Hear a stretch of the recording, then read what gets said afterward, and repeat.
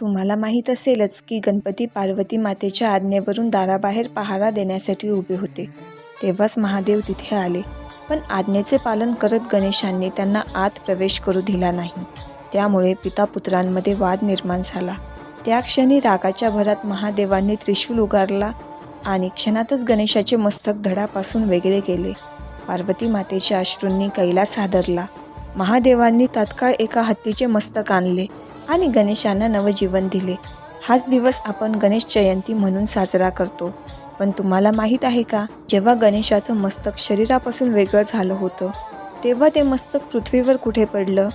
ते मस्तक ज्या भूमीवर पडलं त्या ठिकाणाला पाताळ भुवनेश्वर किंवा आदी गणेश गुफा म्हणतात.